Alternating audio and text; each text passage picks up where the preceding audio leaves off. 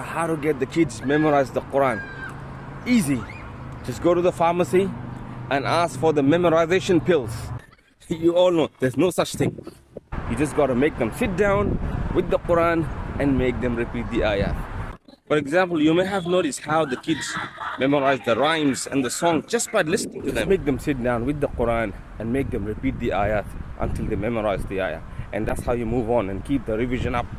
It's very important you make them listen to a qari, to a sheikh, and then that they start memorizing. Don't make them memorize on their own, because if they memorize with mistakes, it will be very hard to remove those mistakes from the memorization.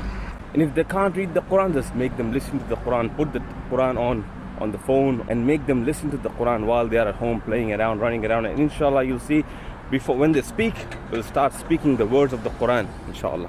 And the company is very important. You got to make sure that they're hanging out with people, with families whose kids are also memorizing the Quran. Your kids won't be interested in memorizing the Quran. Why would they when everybody around them is playing?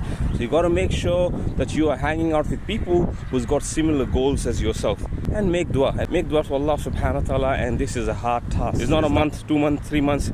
It can take 3 years, 4 years, 5 years, 10 years, depending on how fast your kids memorize the Quran. Stay consistent. Don't lose hope. There'll be days you'll be like, okay, khalas, I can't do this anymore, but don't lose hope. Don't give up.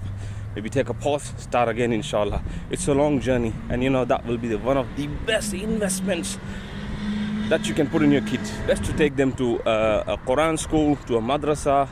If not online, then if not, of course, the mother and the father will have to take the charge at home.